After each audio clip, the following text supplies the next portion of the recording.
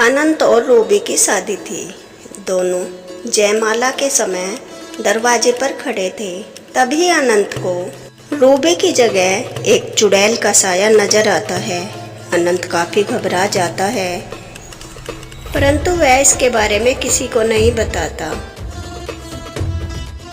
और रूबी अनंत के साथ अपनी ससुराल आ जाती है। जब रूबी का गृह प्रवेश होता है, दोबारा उसे चुड़ैल का साया अनंत को दिखाई देता है। अनंत अपने कमरे में चला जाता है और उसे जो चुड़ैल बार बार दिखाई दे रही थी उसके बारे में सोच ही रहा था। तभी उसकी पत्नी एक चुड़ैल का रूप ले लेती है। इतनी भयानक चुड़ैल को देखकर अनंत काफी घबरा जाता है। कौन हो तुम और मेरी बीवी कहाँ है? मैं हूँ मौत की दुल्हन। मैं तुम किसी को भी जिंदा नहीं छोड़ूंगी। तुम्हारे गांव में जिस भी लड़के की शादी होगी उसी का खून पी जाऊंगी। मैं हूँ मौत की दुल्हन। पर मैंने क्या किया है? मुझे छोड़ दो, मैं तुम्हारे सामने हाथ जोड़ता हूँ। नहीं, मैं तुम किसी को जिंदा नहीं छोड़ूंगी, क्योंकि जब तक तुम जीवित रहोगे मैं तुम्हारे साथ नहीं रह सकती। इसीलिए मरकर तुम्हें मेरे साथ चलना होगा और तुम्हारे गांव के सब लड़कों को मेरे साथ चलना होगा। नहीं, मुझे छोड़ दो। बचाओ बचाओ, कोई मुझे बचाओ। लेकिन जब तक कोई अनंत को बचाने आता, वह चुड़ैल अनंत का सारा खून पी जाती है और अनंत वहीं खत्म हो जाता है। क्या हुआ अनंत को? ये सब कैसे हुआ? रूबी कहाँ है? वे रूबी को ढूंढते हैं।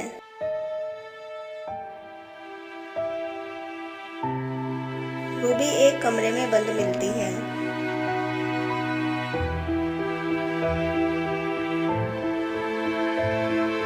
क्या हुआ? तुम्हारे साथ क्या हुआ और तुम्हें यहाँ किसने बंद किया?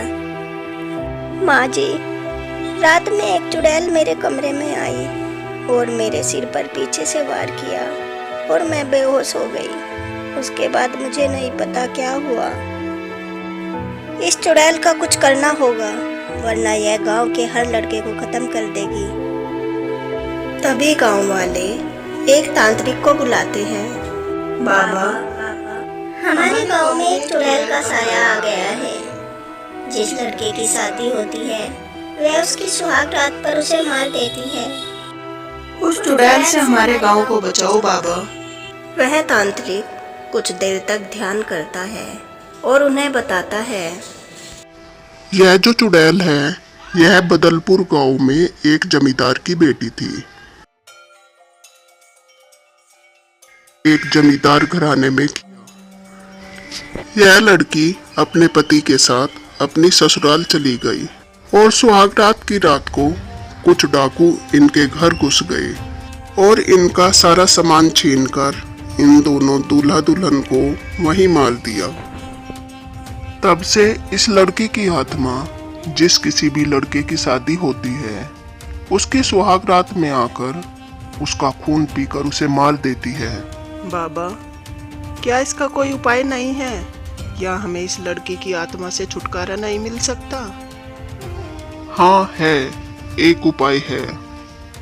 इसके लिए सभी गांव वालों को मिलकर इस लड़की की आत्मा की शांति के लिए एक बड़ा यज्ञ करना होगा। वह यज्ञ 21 दिनों तक चलेगा, तब इस लड़की की आत्मा को शांति मिलेगी। तब सभी गांव वाले मिलकर एक बड़ा यज्ञ करवाते हैं। जब यज्ञ पूरा होता है, उस लड़की की आत्मा वहां आती है। आप सभी ग्रामवासियों व साधु संतों को मेरा धन्यवाद।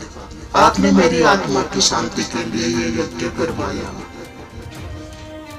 और अलविदा कहकर वह आत्मा हमेशा हमेशा के लिए आसमान में विलीन हो जाती है। उसके बाद वह आत्मा किसी भी लड़के की शादी होती है वह कभी नहीं आती। गांव वाले खुशी खुशी अपने गांव में रहने लगते हैं।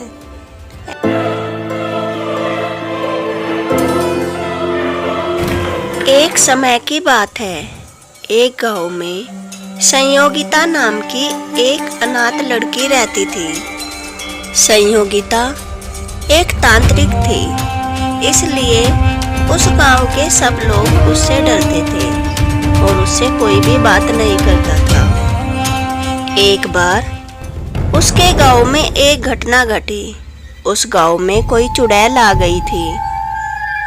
हर रोज उस गांव में किसी एक घर के सामने उल्टे पैर के निशान मिलते थे और उसके कुछ दिनों बाद उस घर में किसी सदस्य की मौत हो जाती थी। गांव के सब लोग बहुत परेशान थे। समझ में नहीं आ रहा था कि इस गांव में क्या हो रहा है। ये उस तांत्रिक लड़की का काम है, हमें उसका कुछ करना होगा, वरना वो कुछ दिनों में हमारे सारे गांव को ही खत्म कर देगी। हाँ, हमें महाराज से जाकर कुछ मदद मांगनी चाहिए। महाराज की जय हो। महाराज, हमारे गांव में एक तांत्रिक लड़की है। वो अपनी तंत्र विद्या से गांव में एक एक करके सबको खत्म कर रही है। उस लड़की का कुछ कीजिए महाराज, वरना वो एक एक करके उस गांव को शमशान ही बना देगी। सैनिकों, जाओ देखो कौन है वो लड़की और उसे लाकर कारावास में बंद कर दो। ए लड़की, चलो हमारे साथ, महाराज का आदेश है, तुम्हें हमारे साथ चलना होगा। लेकिन मैंने क्या किया है? तुम गांव के लोगों की हत्या कर रही हो, एक एक करके सबको मार रही हो। नहीं, मैंने किसी के साथ गलत नहीं किया। आप सबको कोई गलतफहमी हुई है। मैंने कभी किसी का अहित नहीं किया। परंतु वे सैनिक संयोगिता की एक भी बात नहीं सुनते और उसे ले जाकर कारावास में कैद कर देते हैं। परंतु संयोगिता को कारावास में बंद करने पर भी गांव में वे हादसे खत्म नहीं होते। अरे, वह तांत्रिक लड़की तो कारावास में बंद है, फिर ये घरों के सामने उल्टे पैर बनने बंद नहीं हो रहे और लोगों की मौत भी ऐसे ही हो रही है। अब हम क्या करें? कौन हमारी मदद करेगा? अरे महेंद्र, उन गांव वालों ने इस लड़की को तो बंद करवा दिया, लेकिन उस गांव में तो अभी भी भयंकर मौतें हो रही है। हाँ भाई, लगता है उस गांव का तो एक एक आदमी खत्म हो जाएगा, फिर कहीं दूसरे गांव की बारी ना आ जाए। आप क्या बातें कर रहे हो? मुझे बताओ, क्या गांव में अभी भी मौतें हो रही है? हाँ, अभी भी रोज लोगों की मौत हो रही है। आप लोग मुझे छोड़ दो, नहीं तो विनाश हो जाएगा। मैं उस पूरी शक्ति से अपने गांव व राज्य को बचा सकती हूँ। सैनिक आपस में बातें करते हैं और महाराज से आज्ञा लेकर संयोगिता को छोड़ देते हैं। संयोगिता अपने घर आती है और महाकाली माँ की उपासना करती है। तभी माँ काली वहाँ प्रकट होती है और संयोगिता से बात करती है। हे माँ काली, हमारे गांव में किस चीज का साया है और क्यों विनाश हो रहा है? संयोगिता, तुम्हारे गांव में एक चुड़ैल की आत्मा का साया पड़ा है। वो चुड़ैल ही गांव में आतंक फैला रही है। माँ, उस चुड़ैल से हमारे गांव की रक्षा करो। संयोगिता, तुम्हें रात में ये पता चल जाएगा कि आज किस घर के सामने चुड़ैल के पैर बन रहे हैं। तब तुम उन पैरों पर सिंदूर डाल देना, तभी तुम्हें चुड़ैल नजर आ जाएगी और फिर ये त्रिशूल लो, इससे उस चुड़ैल को मार देना। संयोगिता रात में घर से बाहर जाती है। जब वह एक घर के सामने उल्टे पैरों के निशान देखती है, वहाँ पर सिंदूर डाल देती है। तभी उसे एक भयानक चुड़ैल नजर आती है। वह चुड़ैल संयोगिता पर आक्रमण करने ही वाली थी कि संयोगिता माँ के त्रिशूल से चुड़ैल पर प्रहार करती है। चुड़ैल वहीं खत्म हो जाती है। उस चुड़ैल की आवाज़ सुनकर सभी गांव वाले अपने घरों से बाहर आ जाते हैं और जब यह देखते हैं कि संयोगिता ने उस चुड़ैल को मार दिया है, तब वे संयोगिता से माफ़ी मांगते हैं। हमें माफ़ कर दो बेटी, हमने तुम्हारे साथ बहुत गलत किया है। गलतफहमी के कारण तुम्हें कारावास में डलवा दिया। आज अगर तुम इस चुड़ैल को न मारती तो बहुत ही जल्द यह हमारे गांव को शमशान बना देती। कोई बात नहीं अम्मा, ये तो महाकाली की कृपा है जिन्होंने हमें इस चुड़ैल को खत्म करने का रास्ता बताया, वरना मैं ये सब नहीं कर सकती थी। और उसके बाद सभी गांव वाले संयोगिता के साथ मिलजुल कर रहने लगे। एक बगीचे में 7 परी बहनें रहती थी। वे इधर उधर जाती और गरीब व लाचार लोगों की मदद करती थी। एक दिन बगीचे में एक लड़की बैठी रो रही थी। आज तो मुझे 1 रुपये का काम भी नहीं मिला। आज कैसे होगा? घर खर्च मैं कैसे चलाऊंगी? आज तो हम सबको भूखा ही रहना पड़ेगा। अरे प्यारी बच्ची, तुम कौन हो और यहाँ बैठी क्यों रो रही हो? तुम्हें क्या परेशानी है? मेरा नाम सिया है, मैं बहुत गरीब हूँ। मुझे आज एक भी मछली नहीं मिली। आज हम सबको भूखा ही सोना पड़ेगा। लो, ये जादुई अंगूठी लो और इससे जो भी तुम मांगोगी वो तुम्हें मिल जाएगा। तुम निराश और दुखी मत हो। ये जादुई अंगूठी तुम्हारी हर इच्छा पूरी करेगी। धन्यवाद प्यारी परी जी, आप बहुत अच्छी हो। फिर सिया वह अंगूठी लेकर अपने घर आ गई। परियों की जादुई अंगूठी, मुझे एक सुंदर ड्रेस दे दो। सिया एक बहुत सुंदर ड्रेस में आ गई और वह बहुत खुश हुई, नाचने लगी। और फिर जादुई अंगूठी, मेरे लिए बहुत सारी नई नई ड्रेसें बना दो। और फिर वहाँ जादुई अंगूठी के जादू से बहुत सारी नई नई ड्रेसेज आ जाती है और सिया एक शोरूम खोल लेती है। देखते ही देखते सिया बहुत अमीर हो जाती है। अरे मान्या, तुम? हाँ सिया, मैं। कैसी हो और कहाँ जा रही हो? आओ, मैं तुम्हें छोड़ देती हूँ। नहीं, बस काम के लिए जा रही हूँ। सिया, तुम तो देखते ही देखते बहुत अमीर हो गई। लगता है तुम्हारे हाथ कोई लॉटरी लग गई है। तुम मुझे भी बता दो, तुम्हारी गरीबी कैसे दूर हुई? मुझे भी वो रास्ता बता दो। अरे मान्या, क्यों नहीं, मैं तुम्हें अवश्य बताऊंगी। समुद्र के किनारे एक बगीचा है, वहाँ 7 परी बहनें रहती है। ये बहुत ही दयालु है।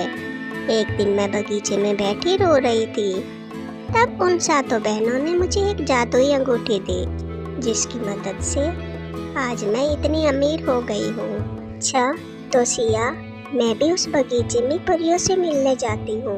उनसे वह जादुई अंगूठी मैं भी लेकर आऊंगी। मान्या परियों से मिलने के लिए निकल जाती है और जब बगीचे में पहुंचती है, सारी परियां कहीं घूमने गई थी, लेकिन परियों की छड़ियां वहीं फूलों पर रखी थी।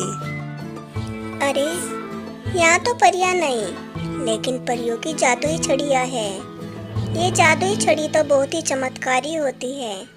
क्यों न मैं ये सारी छड़ियां ले लूं? मैं तो माला माल हो जाऊंगी। और मान्या परियों की छड़ियां चुराकर अपने घर ले आती है और उन छड़ी से अपने लिए एक बहुत ही बड़ा सुंदर घर बनवा लेती है। उधर जब परियां घूमकर बगीचे में वापस आती है, अरे हमारी छड़ी कहाँ गई? उन्हें कौन चुरा ले गया? परियों को उनकी छड़ी नहीं मिलती तो वे निराश हो जाती है और उनकी शक्तियाँ धीरे धीरे क्षीण होने लगती है और वे बीमार हो जाती है। एक दिन सिया परियों से मिलने आती है।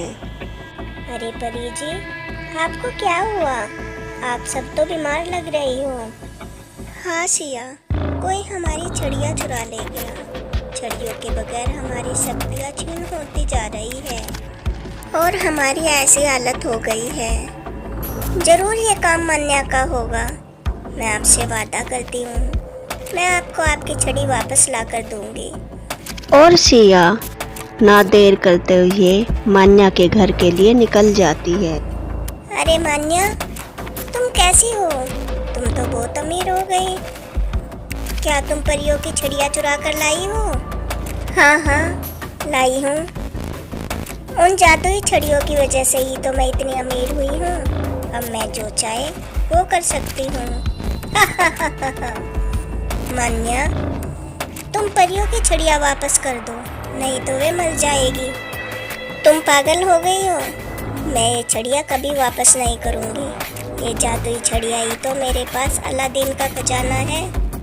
नहीं मान्या, ये गलत है।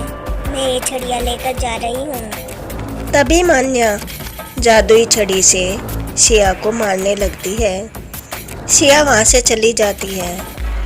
सिया रात में छुपकर मान्या के घर आती है और मान्या के खाने में बेहोशी की दवाई मिला देती है। मान्या आती है और वह खाना खाकर बेहोश हो जाती है और सिया वह सारी छड़ियाँ लेकर वहाँ से चली जाती है और फिर परियों के पास जाती है। परी जी, मैं आपकी छड़ियाँ लेकर आई हूँ। लीजिए, आप अपनी छड़ी लीजिए। सारी परियां अपनी अपनी छड़ियाँ वापस ले लेती है और छड़ियों के मिलते ही सारी परियां पहले जैसी अच्छी हो जाती है। सिया, धन्यवाद। हम तो छड़ियों के बिना कुछ दिन भी जीवित नहीं रह सकते थे। तुमने ये छड़ियाँ वापस लाकर हम पे बहुत बड़ा उपकार किया है। नहीं परी जी, मैंने कोई उपकार नहीं किया। ये तो मेरा कर्तव्य था। आपने भी तो मेरी इतनी सहायता की थी। सिया, लेकिन अब सबको पता चल गया है हम यहाँ रहते हैं, इसलिए हम यहाँ से कहीं और जा रहे हैं। तुम्हें कभी भी हमसे मिलना हो या कोई भी किसी भी चीज़ की ज़रूरत हो तो तुम हमें याद कर लेना, हम तुमसे मिलने आ जाएंगे। ठीक है परी जी, जैसी आपकी इच्छा। और सारी परियां सिया को अलविदा कहकर वहाँ से चली जाती है और जाकर दूसरी जगह रहने लगती है। और परियों की जादुई छड़ियाँ उनके पास जाते ही मान्या पहले जैसी गरीब हो जाती है। इसलिए कहते हैं हमें कभी किसी को धोखा नहीं देना चाहिए और किसी के साथ चालाकी भी नहीं करनी चाहिए। ऐसी ही नई कहानियाँ सुनने के लिए मेरे चैनल को लाइक एंड सब्सक्राइब करें। Thanks for watching.